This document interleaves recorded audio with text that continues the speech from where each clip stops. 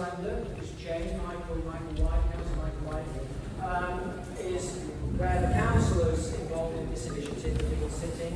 A working group on the other side, just there, Tim's waving, are part of a community group that came together, a range of community representatives, to listen about the World Heritage proposal, what it might mean for Glastonbury, and they're producing their own report on behalf of the local communities that they're consulting with.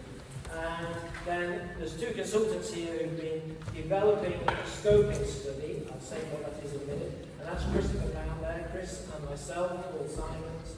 And the two guests today, on demand really, Alex, who's going to talk about Bath, and Sarah, who's going to talk about Avebury. They'll introduce themselves. And we're going to tell you what it's like to be in a World Heritage Site, and how in World Heritage Sites different organisations involve and listen to the communities about what World Heritage means, and the advantages, and some of the disadvantages, some of the issues that have to be dealt with. And we felt, this is the fourth time we've had these open house meetings, and I feel having got to the fourth one now, this is probably more of what local people want to hear about, and be able to ask some questions about. So they're each going to talk mainly up to about 15 to 20 minutes, and then after that we can all have a chat around a cup of coffee or a table, and we can all engage you on more direct conversations. The piece of work that the consultants, i.e. Chris and myself, have done on behalf of the Town Council was a scoping study, and the reason I want to just stress what that is to say that a scoping study looks at the options if Glastonbury were to decide to proceed with the World Heritage nomination. So what we're not doing is writing a World Heritage nomination to submit to UNESCO, to get you a World Heritage status.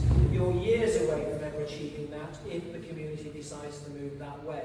So we have just done a scoping exercise to say what you could put forward, how we believe there are what, using UNESCO jargon, are the attributes of Glastonbury, what are the physical evidences, and what are the intangible aspects of Glastonbury, that's myths and legends, that could work towards getting a World Heritage inscription on the international list. So that's what we've been doing, and the Council will now consider that, and recommendations from that report will go to the full Council in January, a full meeting of the Town Council, to consider what, if anything, they wish to do next, or how they wish to proceed. So that's the scoping study. The scoping study is also not a rewrite of the history of Glastonbury. No two people could undertake that, and there's so much written about this place. We are not historians, we are not experts on Glastonbury or any one aspect of it, but we have read as much as we can to pick out the key themes that reflect how important and significant this place is. And those themes and the evidence we've put to sort of prove what those themes are and what they contain is part of the scoping study. So it's not an application to UNESCO for World Heritage status, and it's not a rewritten history of Glastonbury. It's taking evidence about Glastonbury to say what you could use if you wanted to proceed with a World Heritage nomination. Anyway, in the meantime, speaking with a number of community groups, the working groups were, and some of the presentations Chris and I have been giving around the town to various bodies over the last year or so, we definitely were getting feedback saying, we want to know the good things and the bad things about World Heritage, and actually the best way to do that is to talk to people who are currently working in World Heritage sites. So the first presentation is going to be from Alex Sherman. Alex will tell you who he is. He's local to this area and has a long background in it, but he's now working in Bath, but he'll tell you what he does. So Alex will be showing slides on the screen. Thank you, Paul. It's lovely to be here. I've been here many times actually running Consultation, so it's very nice to be back. I will introduce myself. My name is Alex Sherman. My current job is that I'm the Chief Executive of a charity based in Bath called Bath Preservation Trust. It was set up 90 years ago to campaign for the appropriate growth of the city of Bath and also to protect its cultural heritage, the Georgian heritage, the Roman, the Spartan. And along the way, we also run 4 museums in the centre of the city, and we are intrinsically involved with the delivery and the work around World Heritage and how we tell those stories, how we engage with research about our collective heritage, and how we involve people with those narratives, which are multitudinous, about how the city developed and how it grew, but also its role in supporting people and communities and what its future will look like. But before that, I spent 21 years working in Somerset. I helped to secure a future for Mendip Community Transport by securing a grant and establishing the charity in 2001 and 2002. I used to run the Somerset Levels and Moors Leader Plus programme, which included Glastonbury and the successive grant funding that came along with Somerset Local Action for Rural Communities. I was the acting chair of what used to be known as the Somerset Rural Youth Project.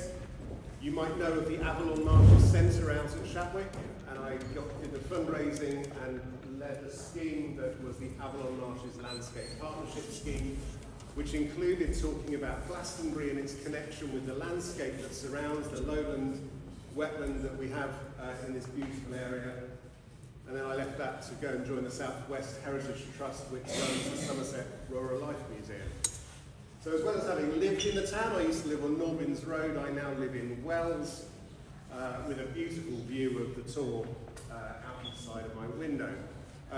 So I've been in this area for a long time and have a very deep spiritual connection and love for Glastonbury, for Wells, for the wetlands in the area around this part of the world overall. And just for reference, and it's a pitch for the Avalon Marshes actually, if you've not been there, I'm sure you have, the Shatwick Deed Centre, we covered this area in purple. Glastonbury is obviously at the heart of its landscape. This is the catchment of the Brew, stretching from Pilton out towards the west to the coast, with Shatwick, this lovely designated area, which is designated, internationally designated wetland under the Ramsar site as well. So there is already this pre-existing designation. And when I say I've done community development, and the reason I will come back to talking about community is because for me, what World Heritage means, and what people's engagement with culture, with values, with issues around managing how we adapt to the future and the changes that we're going to experience with the climate is all about people. And if people are not engaged with their cultural heritage, with options about what happens to the future of their communities, if people are not engaged, we're not doing the right thing. And so this is a much younger, less grey version of me in the picture at the top, running a consultation with some of the B&Bs and guest house providers, as well as the campsites around Glastonbury up at Abbey House about 12 years ago. And I can honestly say I've spoken to thousands and thousands of people just in Somerset about what's important to communities, and I now speak to as many people as I can in Bath, in my new role, about what's important about heritage and how World Heritage is really fundamental to the way that Bath has been able to develop and grow. I'm sure you will know a bit about World Heritage. It is an international designation which, as Sarah will say, roots its origins in unity around peace. And there are now nearly about 1,200 World Heritage sites. Bath is one of them, and our inscription, and we have 2 World Heritage sites in the city of Bath, and it covers the whole city. So every single home in this picture, this aerial picture, is covered by the World Heritage designation. 94,000 people, a group of communities, and they are very strong communities who group together and recognise the value of World Heritage. And also, we have open conversations about the issues around World Heritage, how it works for people, how it, and its importance and the reason that Bath has it. and those people have been living with that designation for about 40, coming up to 40 years. So, in thinking about what World Heritage is, I've tried to break this down into what I think the value has been provided to Bath and its communities by being a World Heritage Site. Because it's not just about, it certainly isn't just about tourism, it certainly isn't just about places, it's about the people who are contributors or participants or part of making the World Heritage. I'm going to start with conservation. World Heritage, or heritage generally, is about places. That's the tangible bit of our heritage. And Bath used to be a city which looked like this. I first visited it in 1976, about that tall. It was quite a dark, gloomy place. We were taken there by my cousins because it was empty of tourists, and it was a place to go, but it was uncluttered, but it was grimy and dirty, blackened buildings, soot-covered buildings, an unloved and uncared for place. Many of the buildings left vacant and unlooked after.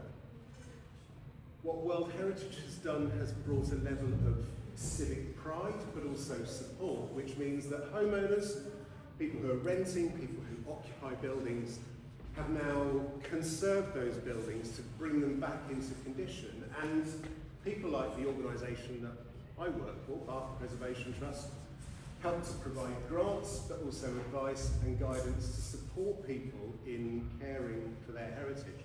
So this isn't about visitors, this is about people who live and work and thrive in that community, being supported to conserve what is important to them and what they love. And that's definitely a strong benefit valued in Bath.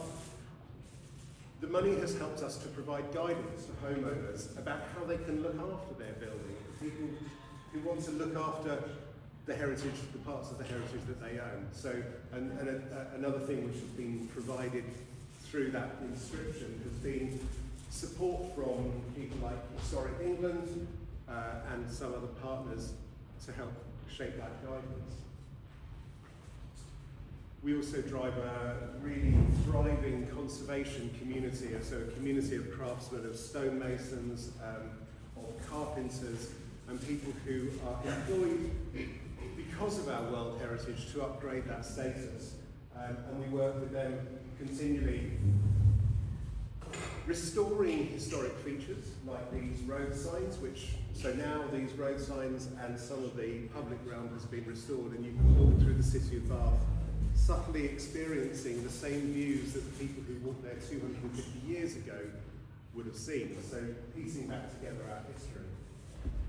And this level of conservation works for these very humble parts. The work that we've done in partnership has been about cleaning some of those aspects in the public realm that would otherwise be unloved. This is an old, what's called a watch box, but we've also done fountains and evidence when horses were more commonly used throughout the city, and we've reinstated railings because we've been supported to do so because of that exceptional heritage and the support from World Heritage. Land and development is spoken about a lot, and I'm aware that sometimes people think that World Heritage is a reason not to enable change or housing, and I think that's actually nonsense. Bath and North East Somerset Council, one of the bits of work we do is we read every single planning application that goes through the system, because we make sure that conservation principles are at the heart of the change of the city. But Bath and North East Somerset Council is in the top 37.5% of the councils in the country which is consenting new housing and delivering new buildings. World Heritage is not the thing, it's not stopping development in Bath. What it's helping us to do is make sure that appropriate development is taking place throughout the city. And we've seen that in other places. That's been happening in places like Lyon, in Bergen, in Bruges, across the world. World Heritage is not stopping housing, but it's helping it be appropriate and fit within the community for which it's supposed to be serving. Happy to take a question. What is the Well, deemed as appropriate is something where you challenge a developer to bring forward better quality architecture. So something which is appropriate to the city, and people are involved with that process as well. So we urge community engagement and consultation with developers to talk to local people about what is appropriate in their area. And we support that process. But it also means that when a developer, Yeah, no, just referring to your photographs before of Bath and all the sort of degradation of the stones and things like that, and obviously you've stepped in feeling that you think that area needs to sort of look better and be looked after. What makes you think that Glastonbury needs that? Because from what I see, I don't see that kind of degradation or... I'm not here to tell you what is right for Glastonbury. That's not why I'm here. I'm here to tell you how my perception of how World Heritage has helped Bath and how people have been involved with the process of identifying what they want from World Heritage to improve their environment. I'm not here to tell you anything about what you should be doing for Glastonbury. That, I think, is for a collective group discussion about what is the right move. So did those improvements, were they funded by UNESCO? I'm not sure how World Heritage... So it's a great question. So World Heritage helped us to get funding to support research in how to appropriately clean Bath stone. So people tried jet washing, tried scrubbing, there are chemical approaches that clean buildings that have an incredibly negative effect on them. So what UNESCO, but just by being a World Heritage Site, it helped us to secure funding so that we could do the research into the appropriate way of conserving those buildings. Because it gives status. It gives status, exactly that. So UNESCO World Heritage status means that the government is obliged to ensure that the conservation of those sites is prioritised and supported, and that's helped us to do more research and more understanding about the future of the built environment appropriate to the area. Yes? So you told us about buildings, but I'm interested in the people living in the barn. How they were affected, what happened to the number of Airbnbs, the price of houses. I was born in the World Heritage Site, and I lived in the World Heritage Site for 6 years. It is very, very congested with tourists and full of Airbnbs. What happened in the barn? So we can come to that. Because, and it's interesting, I've just been having a discussion about the balance and dynamic of tourism. And World Heritage is not, from my point of view, is not the reason that there are so many tourists in Bath. That's a deliberate intention of the city of Bath to focus itself as a tourism destination. I think that's a very different thing. UNESCO World Heritage is not a designation that has to focus on bringing tourism into a city, or a town, or a place. It does happen, but I think there are other ways of managing it. So the reason that Bath gets so many tourists is that there are so many of the attractions that contact national and international tourism providers to encourage them to drive tourism into the city. You've got a choice over that. You do have a choice over that. You don't have to make those connections with those international or national tourism companies to bring people in. You don't have to do that. That was a choice deliberately made by the City of Bath and by the tourism providers. So there are definitely choices about that. There's also choices about setting parameters for sustainable tourism. And I know there are many tourism providers, but I've known them personally in Glastonbury, who will only provide sustainable products or have composting toilets. There are choices that are there to be made, and that's in the gift of the community. That's not a UNESCO. So I'll carry on briefly with this. One more question? One more question. If you refer back to the funding of the team, I think one of the reasons people are concerned is the bottomless pit of money that seems to be needed whenever WHS is mentioned. And you say you've got funding to research how to clean Bath stone. I just looked on Google, there's 30, 40, 50 on the first page examples of how to clean Bath stone. What was the money spent on? What did you have to research? I mean, if you can't find out that without spending a lot of money, what's going on? The research available. We produced that leaflet in partnership.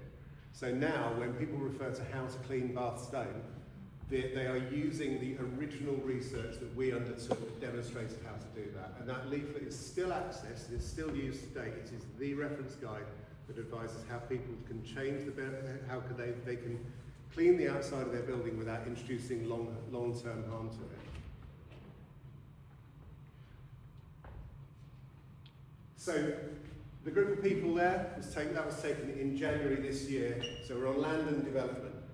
World Heritage is not an inscription which stops appropriate development, but it does mean that when a developer is trying to overdevelop a site, as in this case, we have extra support through UNESCO World Heritage status to challenge that developer. So this case is somebody who was granted permission to put 300 homes on a piece of land as part of the World Heritage Site.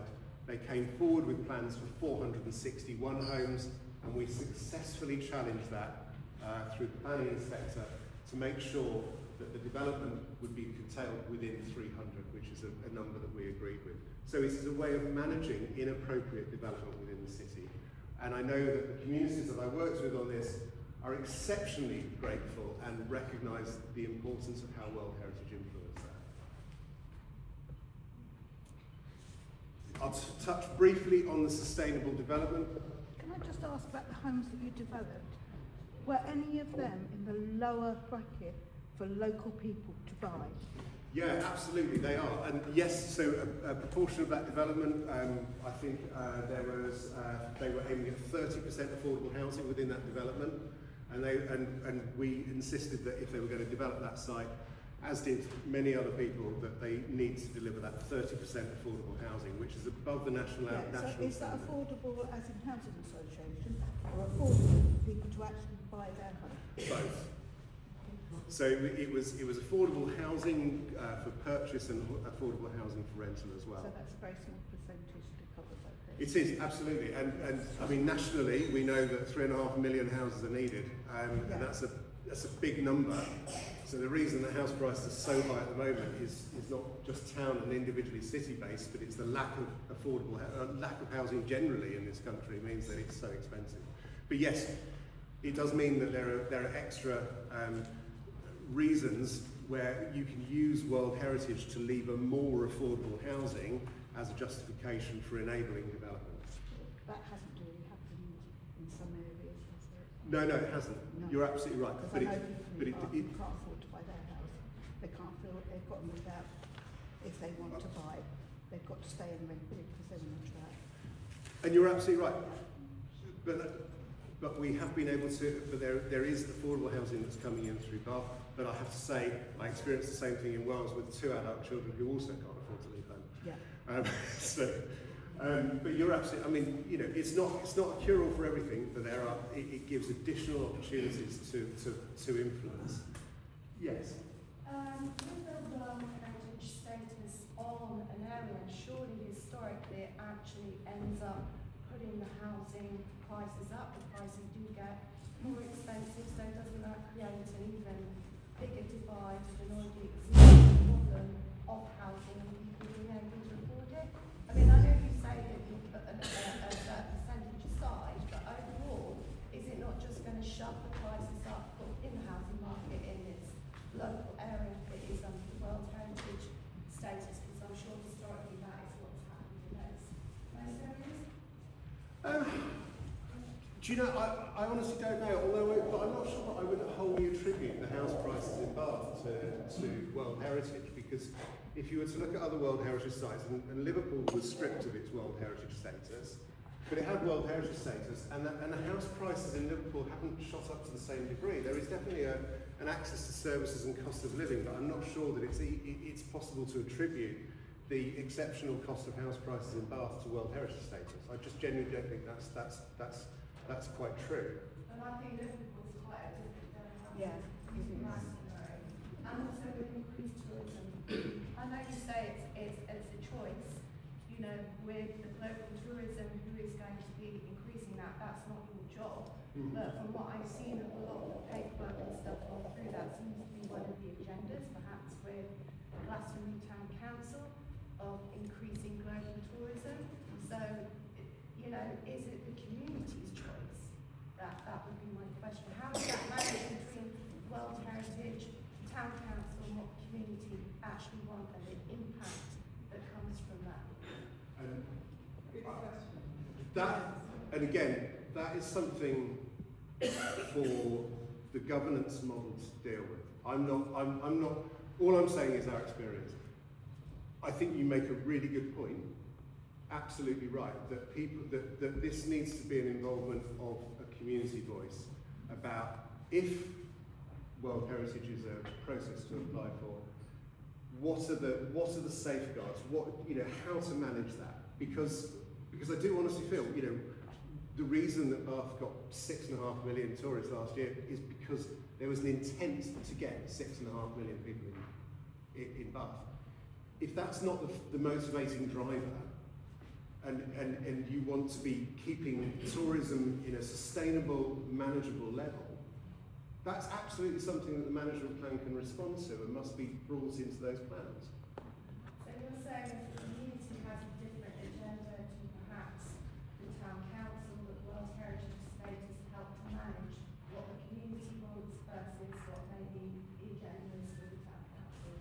I mean, I'm going to take a slightly different view on that because the town council is also part of the community. The town council is elected and it is part of a community.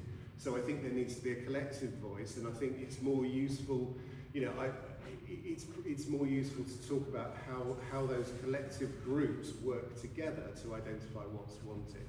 In an ideal scenario, yes. Yeah, absolutely. Absolutely. But I can also, I've done many consultations in Glastonbury. I've found the community here to be exceptionally engaged with what it wants its future to be, and that has to be a fundamental part of it. Can I just ask a quick question? You mentioned Liverpool. Why was Liverpool delisted by UNESCO? Because there were two developments being planned on the Docklands in Liverpool. One was a housing development which infilled part of the historic harbour, I understand, and the other one was a football stadium for Everton. In both of those cases, the City Council in Liverpool decided not to engage DCMS, and they didn't call it in, so they didn't scrutinise whether it would be influencing harm to the World Heritage Site. I read the paperwork behind this. DCMS decided that they wouldn't call it in, and I think that process was challenged by UNESCO because they felt that it should have gone through a scrutiny. But those are two very big developments in a site that UNESCO felt couldn't support it. So, and I believe, although I can't speak for the community of Liverpool, I believe that would have been classed as overdevelopment of those sites.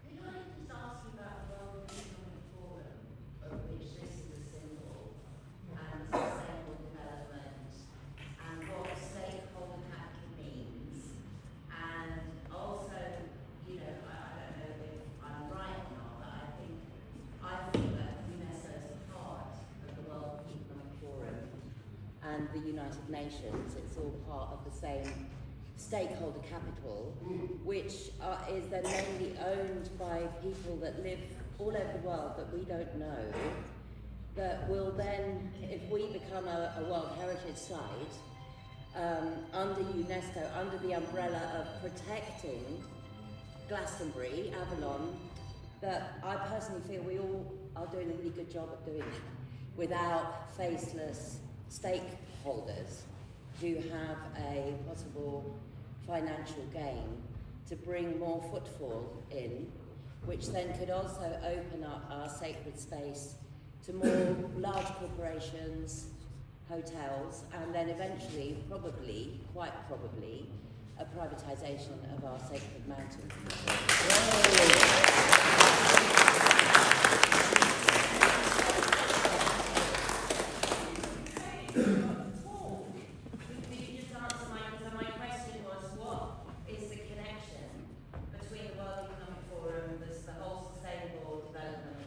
Logos there, but some of us agree with some of it, but a lot of it is actually we're not in agreement with.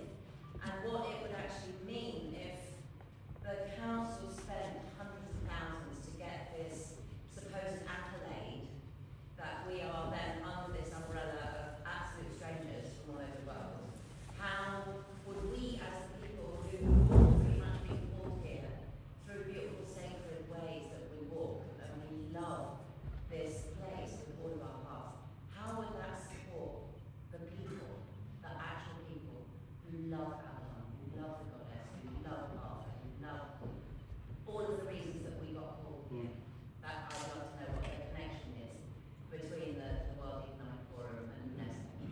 So I don't know what the relationship is between the World Economic Forum and UNESCO is.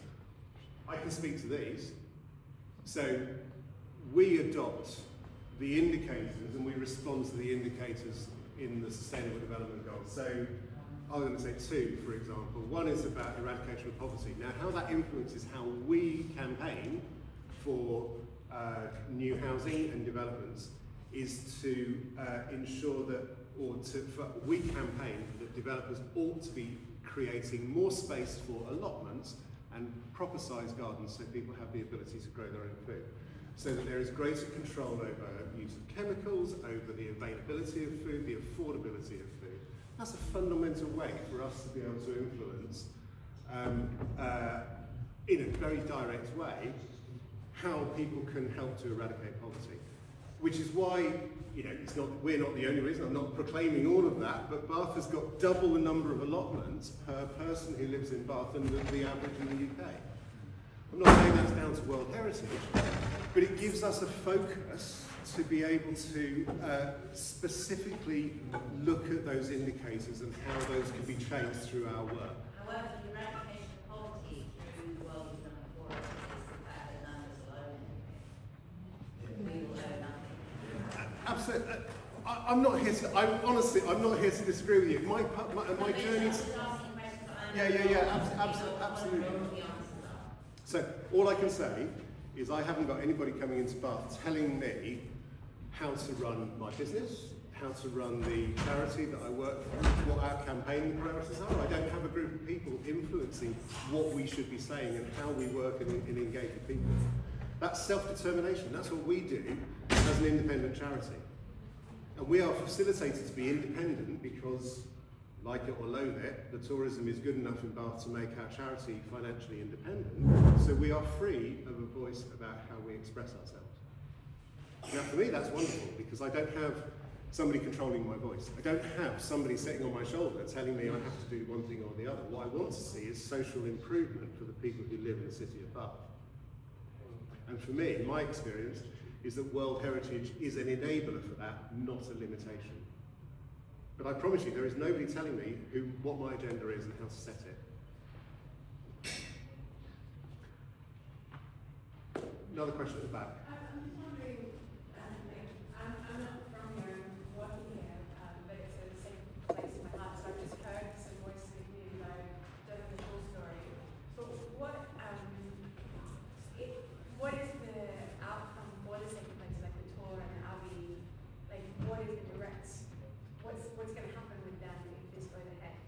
Does it become privately owned, or is there a change to public access?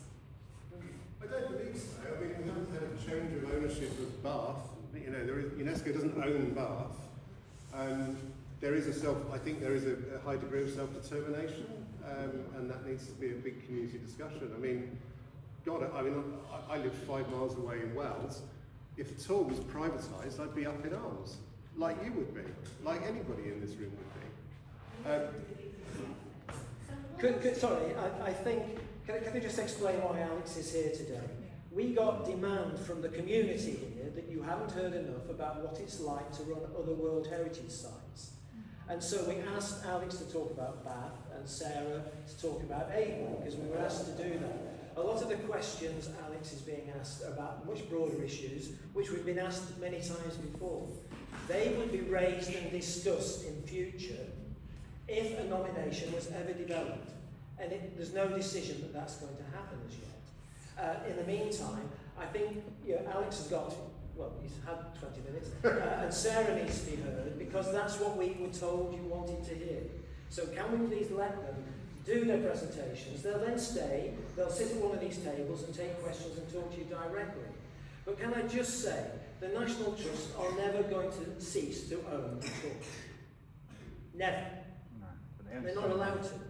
And the United Nations don't take over the running of World Heritage Sites. And the United Nations are not part of the World Economic Forum. They're not at all. So, but those questions are for another day. We've had them before. We've done this 3 times before already. We've had these same questions over and over again. But could we just please perhaps let Alex finish his presentation? And then there's another one for you if you want it. Otherwise, we can then sit down and talk about wider issues. But we are responding to what the community asked us to do, was to tell you what it's like to live in a World Heritage Site and what some of the pros and the cons of it are, which Alex is trying to get to. But thanks, Phil. But I have to say thank you, because I'm happy to be open, and I'm happy to carry on these conversations, because, you know, my perspective is it's positive. It needs to be a community discussion and a community decision. Can I take one more question, and then I'll carry on with the rest of my slides? I think it's a really important topic, and we should be allowed as much time as possible to speak about it, because it's something that's dear to all of our hearts. We should be pushed for time. I really think there should be everybody given the space to speak. I know you've got a presentation to share. Shut down certain questions that are very important. I'm really happy. I'm here all day. I'm really happy to carry on conversations individually or collectively. I'm very happy with that. I think Paul's just trying to get us back on time so that everybody's got a share. But there's no shutting down of questions from my perspective. I'm really happy to carry that on. Thank you. And there's also, I think there's been shut down of some leaflets go around to collect emails. I'm just wondering why that is. I'm not the organiser, so you know, I think there is definitely a voluntary process for that. You know, and how you choose to manage your data is a personal choice, very much. I feel I'm probably going to move on from the Sustainable Development Goals. All I would say is that, you know, there is a real benefit from my perspective. It helps us with our campaigning. It helps us focus people's minds on how they can decarbonise their lives and how we can work together to improve people's outcomes. Social value is really fundamental to that, and it is to me. We've done a lot of work on climate change, and I'm going to take a few examples from around the world about how World Heritage has inspired organisations to try to make positive changes. What you're seeing here is a handmade tile made to look like a Roman ridge tile. This is a photovoltaic cell. It was created by a family in the village of Pompeii, next to Pompeii National Park, which is a complete World Heritage Site. These have been installed throughout Pompeii National Park. It funds all of the public infrastructure and energy for the lighting in that park, making heritage an entirely sustainable, zero carbon in the future and renewable resource. There are one of the benefits from World Heritage is that it funds research. It funds people to come together to research how climate change mitigation can happen, how we respond to those things on our doorstep.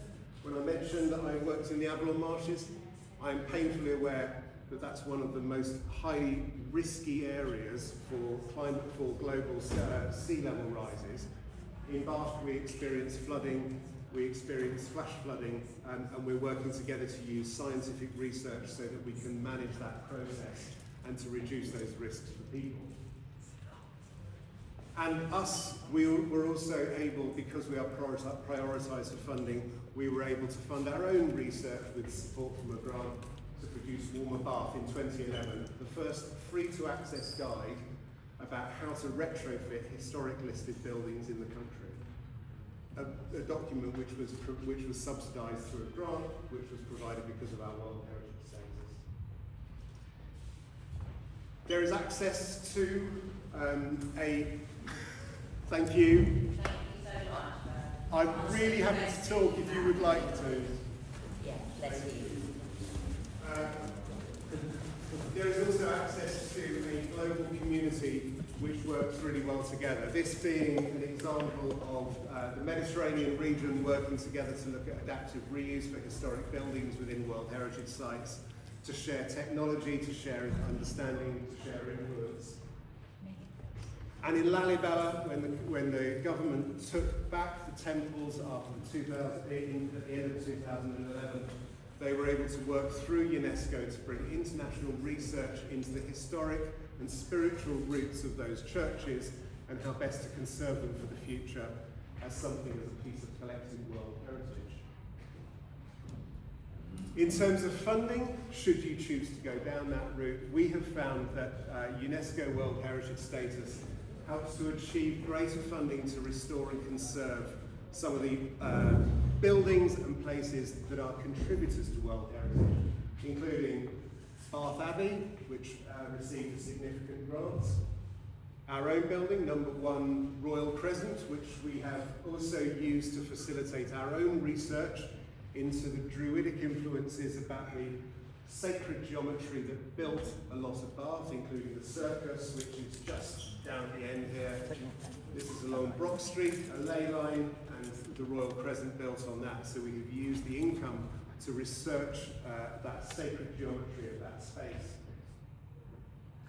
Beckford's Tower, a building which was built through the proceeds of the transatlantic trafficking of enslaved African people. And in the restoration of this tower, it means that we are able to work with African Caribbean communities across the UK to reinterpret this story. And it's also enabled us to undertake our current project, which is working with communities around the world to explore the contemporary impacts of the transatlantic slave trade. Yeah. So far, I see only benefits for buildings, maybe managing the development, but what happens to the people? What are the benefits for the people of Bath? What social benefits? The 17 SDGs, they also talk about gender equality, well-being, all of that. Have you measured any of these SDGs? And there are metrics attached to these that show there are social benefits for the residents of Bath. Because so far I only see buildings. I don't see Absolutely. Absolutely. I'm coming on to that. But yes, you're absolutely right. So the social benefits. We work with communities across Bath to talk about the social benefits and how we can use World Heritage to improve that. And some of that is that some of the tourism funding that comes into Bath is used to reinvest in those communities. So the council receives more money from the Roman Baths, which it reinvests in its local area, and that improves the opportunity for some of the people in those areas. We work with the universities who are rooted in their communities. We ourselves, we use the income that we raise through museums to work with communities which we wouldn't be able to afford to do otherwise. We are about to undertake a study about the social value of living in somewhere like Bath, which has had that consistent level of influence of World Heritage. I mean, you're quite right. And I started off talking about community and the power of community. We try to engage as broad a constituent of community as possible in talking about the programs that we put on at our museums, but how we can work with them as allies, as co-partners to enable understanding of their own cultural heritage, and how that World Heritage also lifts a sense of civic pride. For example, homeless, right? There are homeless people in Bath, I'm sure, but has the number of homeless people decreased or increased as a result of the World Heritage stuff? So, World Heritage is not going to fix the entire demographic woes of the country. Yeah, it really isn't. Has anybody measured before and after? So, but what I can tell you though is that the level of social care and the support for charities in Bath is higher because there is more money going into the council to subsidise other costs. And I know that Bath BID, Business Improvement District, which is run in Bath, which is partly funded through the income raised through World Heritage, puts buses on the streets to make sure that women feel safe late at night, puts recovery and support in so that they're able to provide healthcare for people who are experiencing difficulties. It does provide support for homeless people. Yeah, these are all aspects of what we're experiencing in Bath, which provides a heightened level of social support for people. Do you know how much money is spent on buildings and how much is spent on? I can come on to the amount of money we're slightly going off topic, but so the money that comes into Bath, which I'll move on to that slide. Tourism, it is undoubtedly something which Bath has focused on receiving. This figure here, this is the income that Bath gets per person who lives in Bath, £4,996 per person. What that does is it supports businesses who contribute to the Bath Business Improvement District, who provide that social support for people who live in the city, at the centre of the city, who are homeless. And it does provide them with support networks, food, emergency care. These are things that other cities are not currently able to provide because they don't have the same level of income, the same level of support. But may I make a point about this? Of course. About this?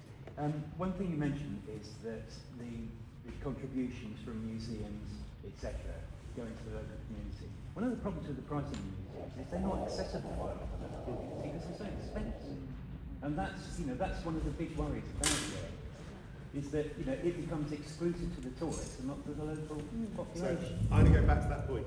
Is I fundamentally don't feel it is within the control of that discussion about what World Heritage looks like for Glastonbury, if you choose to go for it, to have an influence from the very beginning about what sustainable tourism means. But doesn't it concern you from the perspective of Bath that it costs £17.50 or whatever to go into the Holborn Art Museum, and a lot of the residents of Bath can't afford to go and do that? Yeah, and I can tell you wholeheartedly that the Holborn, who I know very well, and we also try to provide opportunities for local people who want to come to our museums to not pay those prices. And that's a fundamental truth. So there are discount cards that are available for all museums that sign up in Bath, and we also all provide opportunities to find different ways for people to be able to access our museum should they want to. Yes. I have a question, Alex. You live in Wales, and as a newcomer to this issue, it strikes me that Wales is far more like Bath. It's a perfectly preserved cathedral, it has more historic buildings, and yet a cursory examination online shows that Wales has never even applied for World Heritage status, and indeed there are 8 organisations in Wales, including Historic England, that are perfectly adequately managing Wales. So I'm just mystified, I know it's not your decision, but I'm sort of mystified why a town like Glastonbury, which is far less like Bath, Wales is far more like Bath where you live, why you think Wales has never applied.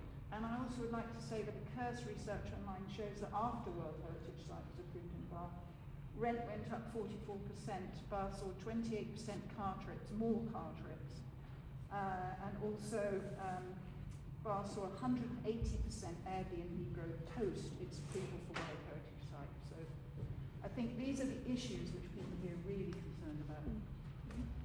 And I think you're right to have those concerns. Some of these questions and the issues that are being raised are actually best addressed when we go into the tables later on, and you'll have an opportunity to talk to people from the council, consultants, and ourselves in the working group, table by table, and raise these questions and issues then. Because Alex is only representing Bath Preservation Society. He's not representing UNESCO. He's not representing the Glastonbury Town Council or any other organisation. Doing great, Alex. I really appreciate your patience, but not all these issues are appropriate for him to ask. But I will pick up on that. One thing I'll say is that York is not a World Heritage Site, neither is Cambridge. The issue about the proliferation of Airbnbs is a national problem. It's not a World Heritage one in the UK. And I totally agree with that. And what we do is we use our influence and the fact that I'm able to get meetings with people in government who can influence that because of World Heritage, to say there ought to be a national approach which manages and limits the occurrence of Airbnb, because there is absolutely a proliferation of those. And that is an absolute outcome. I mean, I am able to speak to people and able to communicate with people about the issues and frustrations that local people feel with the proliferation of Airbnbs. And I know full well, because when I moved house in Wells, it went to somebody who turned it into an Airbnb. I know that firsthand, and it's something that I would not want to be supporting, but that isn't a World Heritage issue, that is a national issue. Can I please just get to the end, because I'm aware that Sarah is also wanting to. I am really happy to talk. I'm not trying to cut anybody off. I'm just... Can I just say something? Because I want to listen to you from the beginning. I'm struggling, because you've already used a kind of form of manipulative marketing to say that in the 1970s, Bath was really dreary and miserable, which is a form of manipulating us to see that because of this work, it's improved Bath. I doubt in 1970s, I was alive then, I'm sure I'm a similar age to you, it wasn't awful. And then, so there's a manipulation going on of our minds, but also the same with the Airbnb. And in Sedona in Arizona, if you do not have the Airbnbs, what you will have is big corporations coming in to build hotels for the holiday makers. So in a way, you're better off having the Airbnb because you've got local people renting rooms in their houses that are benefiting the local economy instead of a big corporation and building big hotels. Thank you. I'm just going to say, and this is public record stuff. When I talk about how bad Bath got in the 1970s, between 1968 and 1973, the local council decided to remove about 20% of its Georgian buildings. Straight demolition. That's what I'm talking about. I'm not manipulating it. That's an absolute fundamental fact. It was a really run-down place. There were open scars throughout the city of Bath. It was an unloved and uncared for place that had had a lot of its significant heritage ripped out of it. So I'm not trying to manipulate you. I am telling you an absolute fact, and all I'm doing is representing it.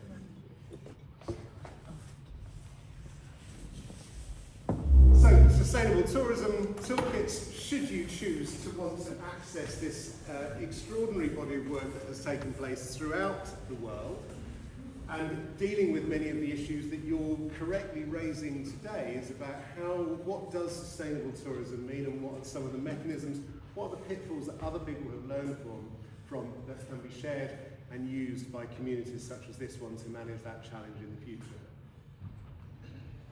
And my final point is about collective ownership, and it goes back to that point about community.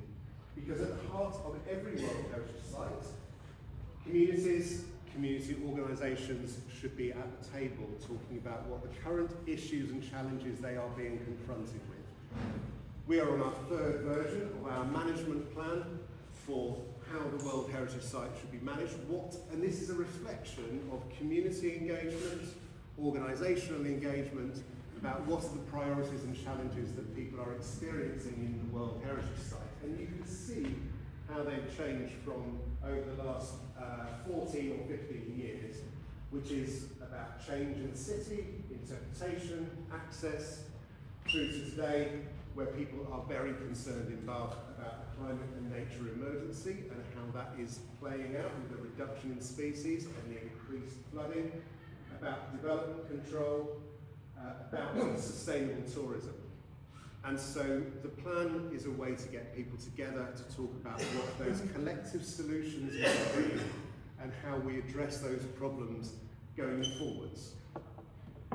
That process, and my last slide, is one that involves many people. Every single one of these organisations, apart from Historic England perhaps, but the Business Improvement District represents the businesses, the two universities represent the students and their involvement in the city, Visit West is about tourism, we are about our membership and the people who live in the centre of the city of Bath, and we have a broad representative of people who talk through their communities, and we also involve the community in that process as well.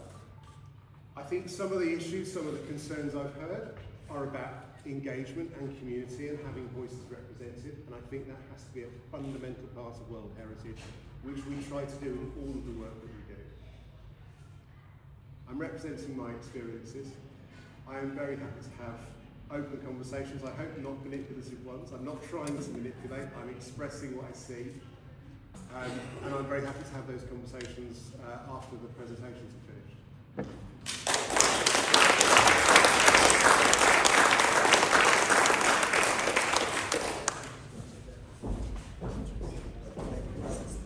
Thank you, Alex. Sarah, have you got your flapjack on? There's another presentation. They're timed to last about 20 minutes, but obviously the last one lasted over an hour. But Alex was happy to take those questions. He's staying. Listen to what Sarah's got to say about a much smaller community. There was Bath, when the students were all there, Bath's over 100,000 people. Glastonbury is less than 10,000. And Avebury, the village itself, which is part of a much bigger World Heritage Site, has 350 dwellings. So we're going down to a very small scale now, and a different type of community engagement. But I'll get your slides up, and maybe, unless it's about exactly what's on the screen, maybe you could save any wider questions for Sarah for after the 20-minute presentation.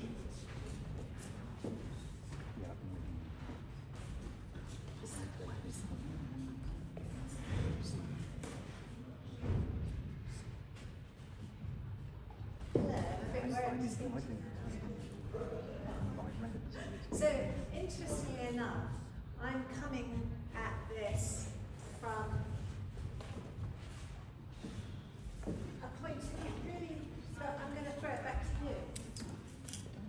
World Heritage Site, that's status that you then, when you decide what it is that's so important about the place you live, and you nominate the place to be included in a list, a World Heritage Site list. What happens to it then is up to you. And it seems that there's a kind of fear that something is going to be done to you, but actually it's up to you how you manage it and how you look after it. So, what I'm going to talk about is Avebury. Stonehenge and Avebury is one World Heritage Site. I started working at the Avebury half as the coordinator for the World Heritage Site in 2006, I think it was. I don't work there now, but I was there with Stonehenge and Avebury for about 14 years. And I went into World Heritage Sites as an idealist because UNESCO is about building peace. And it's about people understanding each other, and it's about doing that through culture, through understanding other people's cultures. So that's why I went into it. But some of you seem to have a different idea, but anyway, maybe that will come out as we go along. So today I'm going to be talking about a project I did. So we've gone very into the granularity now and the experience of being in a World Heritage Site and engaging with the community to decide what it values and what it wants protecting. Because when you have a World Heritage Site status, one of the things it can do is help you protect what you have decided is important. It gives extra weight to that protection. How does it do that? Sorry? How does it do that? Because it's an international convention that's been signed. Based somewhere far away. It has no idea about Glastonbury. No, you decide what's important. If it's accepted onto the list, then our government in the UK is required to respect what has been identified as important and give it extra protection. By whom? By us? Yes. Yes, by you. By you. So this is what I'm going to be talking about. So it's, I could be falling over. So it's what is identified by communities. If it's done properly and you are engaged correctly, and if in Glastonbury you decide to go forward, there should be a great deal of community engagement to pinpoint what is important and what needs protecting. So, can I ask you how did you engage with the community in Avebury? I'm going to tell you. Yeah, but, so for example, right, this small project I did was about co-creating value and understanding what value is. So when I came into the World Heritage Site, it was in 2006, and like Bath was actually listed in 1987. Stonehenge and Avebury was listed in 1986. So it had already been listed. So there were already a definition of what was important. And it was very much an archaeological landscape. So we were talking about the monuments, their links across the World Heritage Sites in the landscape, the relationship to the landscape, the archaeoastronomy. So the links to the planets. These are things that were listed as important. Yeah? Surely what you're talking about is how to publicise all this to the world so that we get more No, not at all. Not at all. It's not. No. Overwhelmed. No, it's not about publicity. That's up to you whether it's publicised. What's up to us? Whether it's publicised. It's up to us. Yes. Are you talking about it's up to the council or it's up to us? No, this is what I'm going to talk about. I'm talking to you about engagement. And people decide together, people have to decide together what they want. And if that's not working properly, then that's something that should be addressing. Because decisions should be made together. Now that isn't a problem of World Heritage Sites. A World Heritage Site is given to you to manage in the correct way. If that management is not done correctly, that's because of local challenges. You need to sort out how to do it locally. Is it not possible? We've been trying. Right. Well, that's what World Heritage Site is asking you to do to achieve that. It's not trying to put a management on you, it's asking you to manage it properly. But it does support the mainstream management, basically. Sorry? The World Heritage Site, UNESCO, will support the mainstream management. No, not really. It's UNESCO, let me tell you, UNESCO, they are asking for communities to have a major role in management. That is their policy. It's all bureaucracy. It's all bureaucracy. Excuse me, Sarah is going to talk about community engagement and give you some examples of it in a... Let me do that, let me do that. But I'm telling you, if things go wrong, it's the responsibility of the way it's managed and whether the community is engaging enough and making decisions around the way it's managed. So I'm throwing it back to you, really. I'm throwing it back to you. So, in Avebury, when I came along, I realised that actually the site was being managed very scientifically by archaeologists. And I thought, well, hang on a minute, this is about building understanding, building peace, asking for the asking for the community to engage. And that's not happening. So I tried to imagine a project that would make it happen. So that's what I'm going to be talking about. Turn it into a museum. Why didn't you engage with the community before you had all the money spent on consultations? Just go to Glastonbury and say, who's for it, who's against it, have like a referendum, and if we say, no, we don't want it, then you just invest that money somewhere else. Say £40,000? Because you've already, a lot of money is all the councils, but a lot of money towards the consultations. When surely it would be better to sort of go, let's get an idea of whether it's worth proceeding with it in the first place, rather than wasting all that money. I think that's what I was saying. 40,000, and I can't. Really? No, I can doing it for Please allow us. Can we please let the lady present what she's going to do, and then leave the questioning till later, because obviously there's a town council one there, and there's a group over there. I'm sure they are the ones that have got certain things that apply to Glastonbury. And no doubt the other experts here can answer other questions. Otherwise, if things going on, we'll be here till 10 o'clock.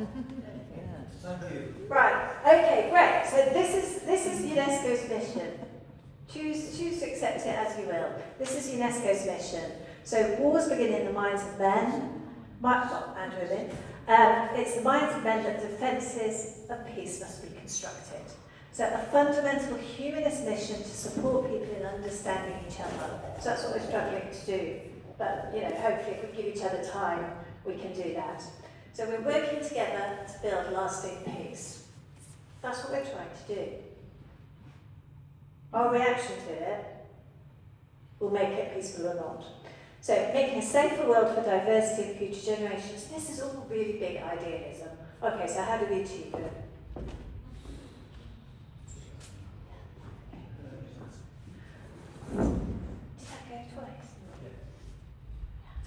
Okay, so these are for the World Heritage Convention, which is the only thing the World Heritage Convention asks is to protect what you've decided is of outstanding universal value. It asks for 5 ways of applying or implementing that convention. And the ones I want to focus on here is communication. So public awareness, involvement and support. Right? So we're communicating and seeing whether we can arrive at that or not. And communities. It sounds like communication. Let's just let her do it. No, communication is between people, I think. Propaganda is one way. Well, So communities, we should be enhancing the role of communities. So we want to give you as big a role as possible. Well, not you, I'm not here, I'm talking about Avebury in 2006. So communities should have a bigger role as possible. So what I'm talking about today is Stonehenge and Avebury. So I'm sure everybody knows where Stonehenge and Avebury is. So we always had a little bit of a divide. Still in 2006, the sites were being managed separately with their own separate management plans. But I'm dealing mostly with Avebury in the north. Could we go forward? So normally people focus on the monuments. So Stonehenge is obviously the thing that people always think about, but the two landscapes are a great deal more than simply the monuments.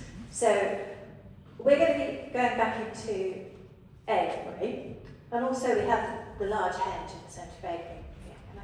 Is it two-way conversation this, or is it just... No, I'll just get them the last questions, because otherwise I'll just get the... Okay, lovely. Yeah. It stinks of profit. What about social profit? What about a rehab? What about a homeless hostel? What about a safe domestic care house for women and kids? There's so many lost souls on this street. Honestly, You're chatting rinsing it for profit. This is a sacred place next to Liverpool, the most second sacred place in the world. And you're rinsing it for profit. Shame on fucking you. Sorry, guys.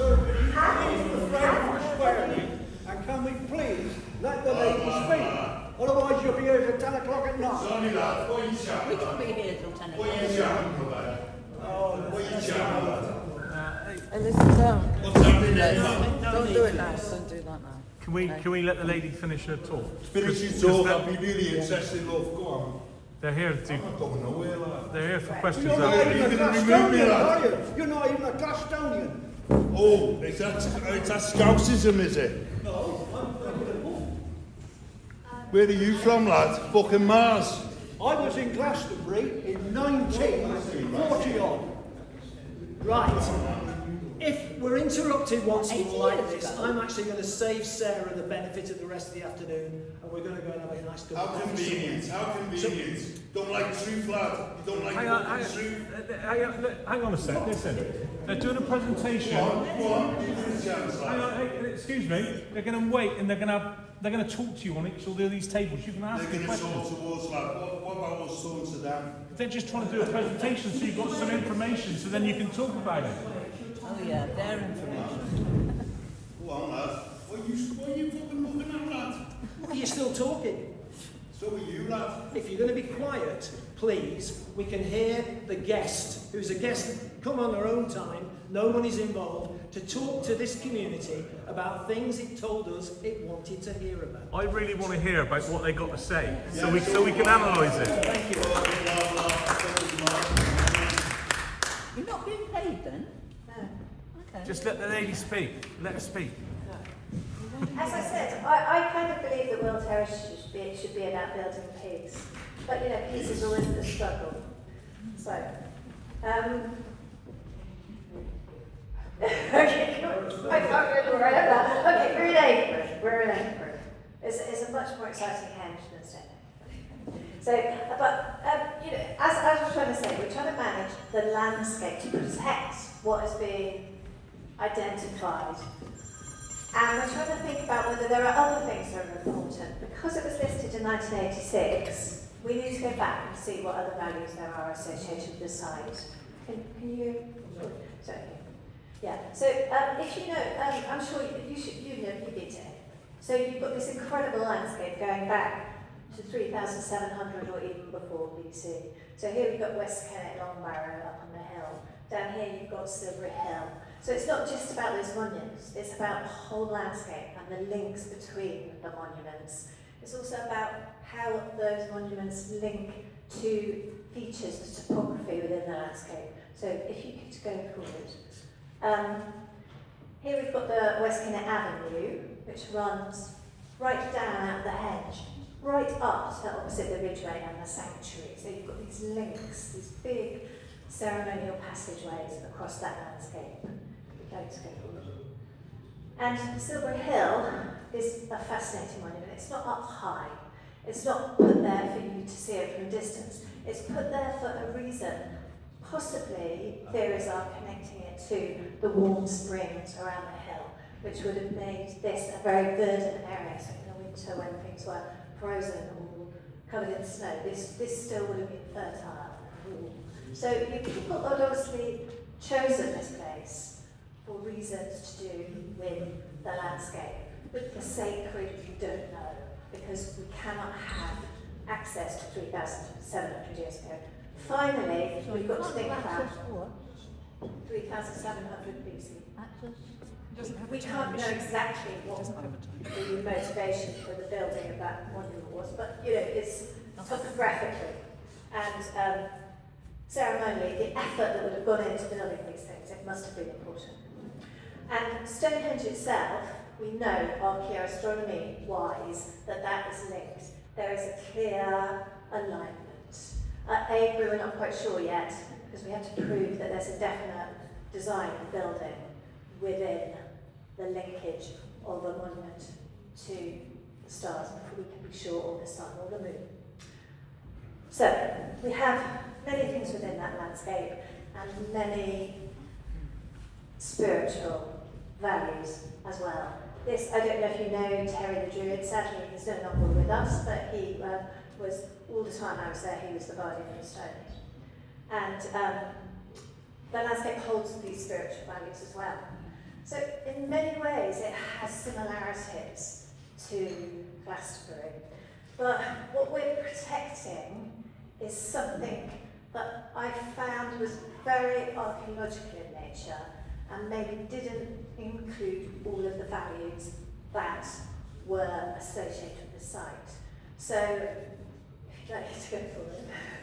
So, we had our boundaries, we had the sites mapped out, but we also had people living within the site, and we also had people coming here 8 times a year for observances. There are important things going on in this landscape that I didn't think were being recognised within the management. So, the only way to find out what's really important is to engage with people. And it can be tricky, as you can see. Because if we don't have trust, then we feel that maybe something's happening. That's why it's so important to build openness, listening, and trust. Now, we have challenges in this landscape because it's owned by a whole bunch of different people, often big farmers. A lot of farmers are great stewards of the landscape. Some farmers are not there, they belong to big business, which may have less associations with the landscape. But there's also the villages with individual owners as well. And there's people who are spiritually deeply connected. So, would you like to go forward? And then, there's all the organisations. But the organisations is only one layer. Those organisations, they have their own priorities. So when we put these in the mix, and we put the different ownership in the mix, and that fantastic landscape, you know, we need to make sure that what we're protecting, what we're looking after is the right thing. So would you like to go forward? So I've had to go back to Stonehenge for this picture, but obviously Avebury too. This is clearly the solstice, and there is a lot of people there, as you would imagine, to see this very important alignment. If you'd like to go forward. Avebury too receives a lot of visitors because it's a small village. Sometimes this can actually lead to antagonism and difficulties between the different groups because people tend not to trust people with different lifestyles, and they come into the village and everyone's slightly suspicious, and if you're not careful you'll end up with conflict, which as you go forward. So this is a cutting, this is a long time ago now, a long time ago, but of course the newspapers jumped on the bandwagon and choose to put us in opposition to each other rather than, well, they're doing it now constantly, as we see. So this was where they put the village head to head with the visitors coming for the observances and staying in the park. This was completely unnecessary and unhelpful.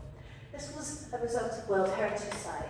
This was a result of different groups not trusting each other. So the thing that the World Heritage could do, or the fact that we had groups that could come together, was to try to unpick and resolve these conflicts. Because all we want to do is make sure the site is safe and that people's values are protected. If you'd like to go forward. So the project that I decided to try was to bring people together to redefine what was important, so that people could talk about what they loved about the site, what was important. Here was the first day of our project. So if you look here, this isn't some prehistoric discovery. This is actually the community who live in Avebury and in the surrounding villages. And they all came together. What could we do in the middle of the hedge? We had to form a circle. We also had some of the school kids that had letters that were meant to spell Avebury, but they got a bit out of control and they were spelling all sorts of things, but don't go. So this was the first day of that project. And at that project, we asked people what was important about the site for them. So that was the first day of beginning to pull together all of the values, not just the values the site was listed for, but all of the values. So people were invited to contribute their own pieces so that I could bring it together into the residence pack. So this was something was easier for me to do in Avebury because there was only 350 houses. Here, a bit tricky. And Bath, it's not happening. How much did that cost to produce? So, this was, because there was only 350 houses, it wasn't that much because all of the people How much was it? gave, I think it was probably, at the time, this was a way back, I think it was about 8,000. Yeah, but when was that? 2008. We're doing questions Yeah. at the end. Yeah. So if you'd like to go forward. Let's go forward. So I think possibly the most interesting part of this project was, it's here, I'm going to leave it behind when I go, so if you want to have a look. This was a collection of a whole range of different feelings and relationships to the site. And what I tried to do was gather them together on an equal footing. I didn't put the archaeological LIDAR survey as the most important thing. I just listened to what everybody had to say. The people who were born there, the people who moved there, the people who, the vicar, Terry the Druid, Gordon the Wiccan, and I collected all of their contributions into this book. And another thing I tried to do, would you like to go forward? Oh, sorry, it's a dog. Okay, this is what's in the book. So there's sections. When everybody had given me their contributions, and it didn't happen like that, because you can't do this kind of work, like give it to me by next Wednesday. I just had to wait and let people bring their things to me if they chose to over time. So we had sections on archaeology, economics, community, lots of sections about their feelings about the site. Natural environment was very important because, of course, Avebury is so massively linked to the environment and topography. The spiritual landscape with contributions from Ronald Hutton and Terry and you name it. Anyone who wanted to say what they felt about the site was in there. Also, we had a lovely one for David Inshaw. I also had local artists, the school kids did work for us to produce, to put in the book. There they are, they had education lessons with all the local schools. Now this was quite an important one because I think this is one of the problems I'm sensing here. Nobody really is sure what everybody else is doing. Organisations, everyone thinks, oh, I don't know what that organisation is doing, they're not doing their job, or they're trying to do something, or something's happening. So I got all of the organisations to explain what their role was, how to contact them if they weren't doing it. I wanted to achieve transparency and accountability in the site. And I wanted everyone who lived in that site to have that book. So it's just a book, you might think. But in actual fact, it took such a long time to produce. We had lots of meetings. I personally stayed in my job for 14 years and knew everybody completely. So everybody knew what my motivations were. I knew who they were, what they wanted, what they felt, and we could trust each other. And we could make sure that what we were trying to achieve was caring for that landscape. That's the only thing we were trying to achieve. And if we were careful and we made it clear what it was we were protecting, if any of the organisations didn't live up to what they promised to do, or started trying to do things that didn't fit in with that protection, then they were accountable to the group. So, it worked, it had good results. People began to be more trusting, less resentful, more willing to open their ears and to discuss and communicate. This is some of the community coming into the digs. The archaeologists opened up and started to embrace the community more. The community became interested, and interested so much that when the archaeologists ran out of funding, they did some fundraising to help finish the projects so that everyone could better understand. This is the Roman area opposite Silbury Hill, in case you're over there. A lot of volunteering.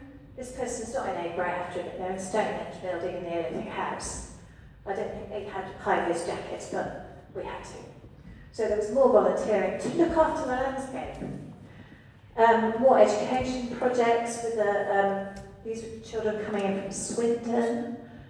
They were so excited about the site, they got to do surveying with the archaeologists, and that helped them with their maths, their science. They brought their parents back, because a lot of people from Swindon don't come out there.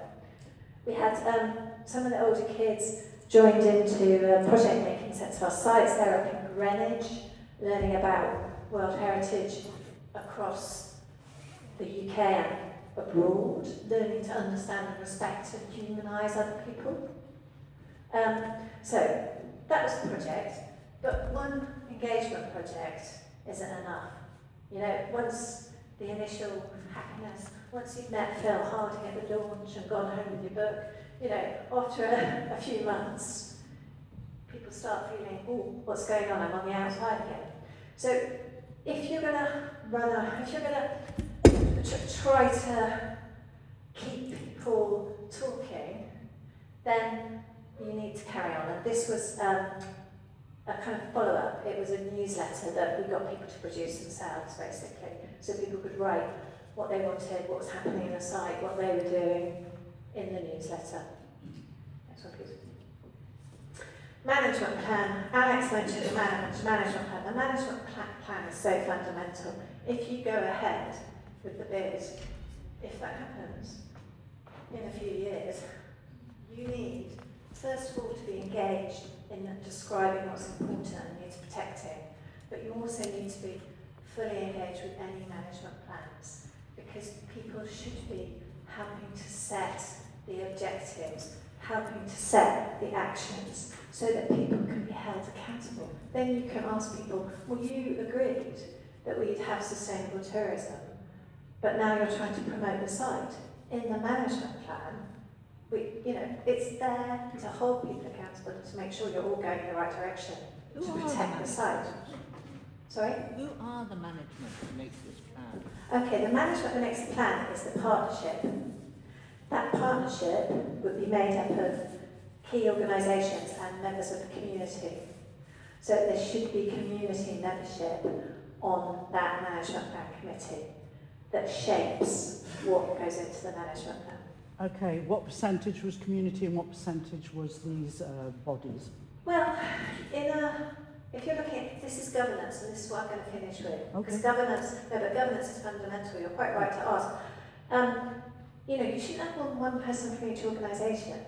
If you've got 5 people from the National Trust, 1 community member and 6 people I would from just the want to know council. how many members of the public there are. Okay, well normally, because if you're doing working groups, you'd normally have a representative of a group that exists.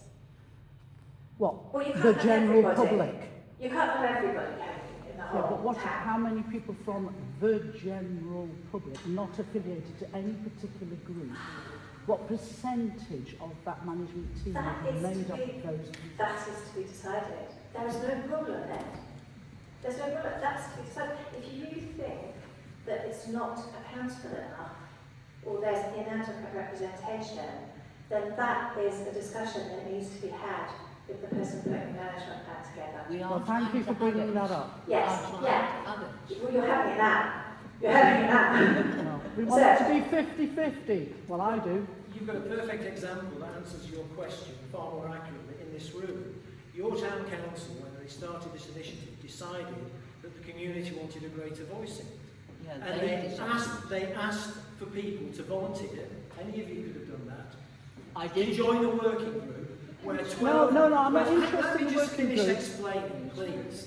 Where there were 12 members of the local public, anybody who volunteered to join the working group, and there are 4 councillors on it. But they were so it's a 3-to-1 screened. ratio. They were The public- screened. Well, you asked the question, what's the ratio? Yeah, And well, I'm okay, telling you that what it begs is another in question Glastonbury. then. And How they're were on they that table screened and over on there. what And they'd like criteria? to talk to you after this presentation. They were cherry-picked. Okay, can I finish the presentation? Sorry, Because- just bring that to because everyone's if I just tell attention. you what happened in Avebury, and then that hopefully will inform you. What was the percentage of the public in the Avebury Management Commission?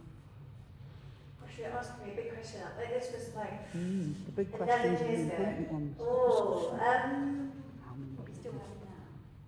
I would say at least half were either representatives of the public or representatives of interest groups. Ah. Interest groups. Yeah, but you can't have everybody because that's a consultation and it's hard to get meaningful engagement with, 800 people. You do actually need Well, how about a poll? people. Yeah, because you do that as well. But first of all, you need working We were never groups. asked, ever, right Yeah, at the but you haven't beginning. done it yet. You haven't done it yet. But we weren't even asked if we even wanted it. Okay, right, well anyway, it doesn't have to be expensive. I'm here for free. Yeah. The So- consultants don't though, do they? Sorry? The consultants don't come free. Yeah, but if it's your full-time job, you do need to live. But, It's I mostly get available on the capacity. I did internet. get capacity earlier, I have to say. But we can Let's do let her finish. Let's let her finish. Right, okay, so, the other thing that the management plan should be doing is, it should be putting actions in that are important for the protection of the site and the protection of you and the protection of the planet. So, ideally, this is what we did at Stonehenge and Avebury. We had a Stonehenge and Avebury climate change risk. And we were able to look carefully at the site and what we needed to do to make sure that site would last in perpetuity. Were there risks that we could address or minimise? Can I have the next one? Okay, so another piece of work we did was Avebury felt inundated by cars and parking and horrible signage, and so we worked with the community to develop rules about how the site would be used, that they wanted to keep it spiritually and archaeologically safe. This piece of work was actually funded, I guess it was by the central government, because it was to do with the tunnel project, which has now gone away. Has now gone away. It's back again. No, it's gone. It's gone because they've taken away the development consent order in the last couple of days. So this one, they had to provide money to the community, and the community wanted to look at these actions that the community put in the plan, which was about looking at tourism to make sure it wasn't over-touristed and to make sure that any benefits would also flow to the communities. So in these pieces of work... That's what we're looking at. Yeah, but in these pieces of work, They were attempts to do what the community wanted to make the site better for their lives. Of course, nothing is all solved, but this is the kind of thing we should be using the World Heritage Site for, to make things better. This has finally now gone into a supplementary planning document. So the setting of Avebury and Stonehenge now has extra protection. So we're not going to have a building that messes up the alignments. You're not going to have something blocking the alignments, and there's lots of alignments. It's not just solstice, as I'm sure you are aware. How much does it cost to go into Stonehenge? I don't know. I think it's about £18. About £80, yes. Yeah, that's nothing to do with World Heritage Site. That is English heritage, and that's to do with the government deciding not to fund conservation. Because of the support Free of your of the asylums. UNESCO World Heritage. No, UNESCO has nothing. Do you know, I wish I could get UNESCO sometimes to help me. You can't, because there are probably very few people in Paris. They are only there to call on for advice if someone is doing something which is damaging to what we're protecting. That's all UNESCO does. Right, so let me finish off and then we can have questions. So, the most important thing, I think, is sustaining the benefits you can get from engagement. Otherwise, you've got nothing. If everyone's bad-tempered and angry and suspicious... Are you talking about financial benefits? No, the benefits to people. I'm not interested in money. If I was interested in money, I wouldn't work in heritage. So, the challenges to be met. So, meaningful engagement takes ages because you have to trust each other and it takes a long time. So that is going to be difficult because people often want to rush things through. I suggest you need a coordinator or some role that works with the World Heritage Site that is independent of all of the bodies. That's quite difficult because if one of the bodies is funding them, it's harder. But if you have a joint basket of funding, you can make sure that the person is working hard for the management plan and for the World Heritage Site and for all of the stakeholders and communities. So that requires resources. Things change, don't they? Politics, economics, that's problematic. So you may get more or less willingness to engage. I'm not talking about Glastonbury, my experience with Stonehenge and Avebury. You've got to be able to discuss conflicts, but in a positive way. Sometimes English people seem to ignore conflicts. We seem to be doing the opposite today. But you have to be able to do it properly. Otherwise you get no result. You just get shouting at each other. So we need a commitment to exemplary partnership working. I think there should be written down lots of things which apply to absolutely anywhere about openness, trust, transparency, mutual respect. All of these things, but if you don't have that, you can't do anything. I've learned that already.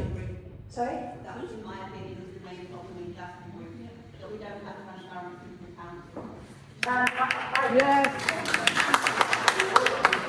There is no transparency.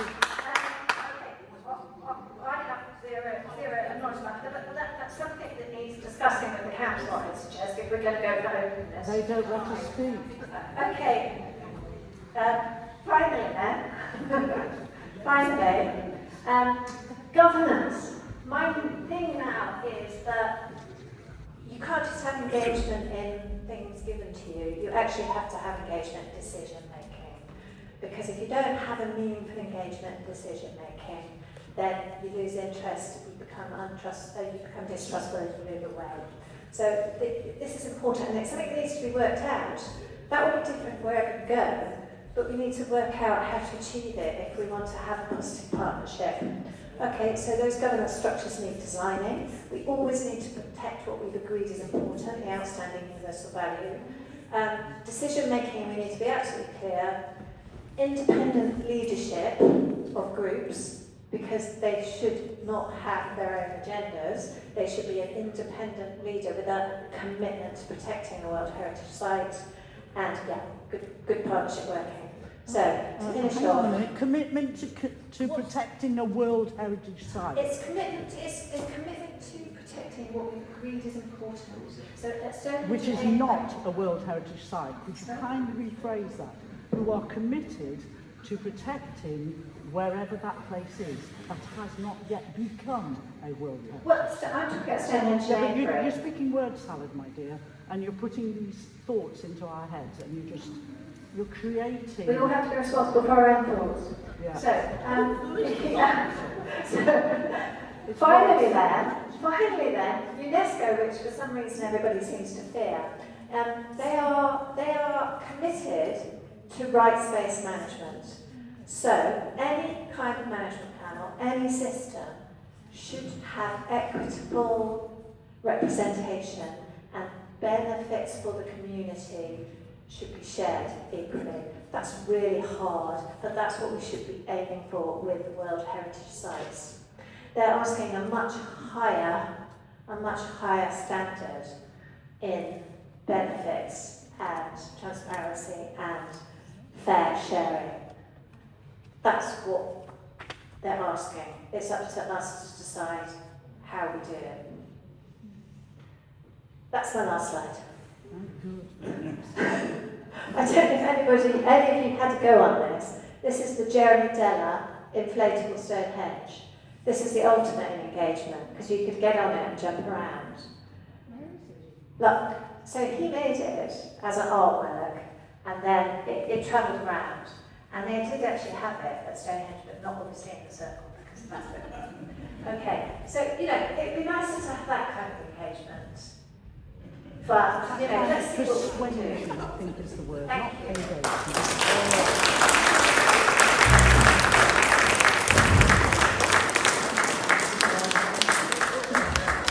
Thank you, Sarah, and thank you, Alex, if he's still with us, or he's in a darker room. Oh, you're not in a darker room. Hi, Alex.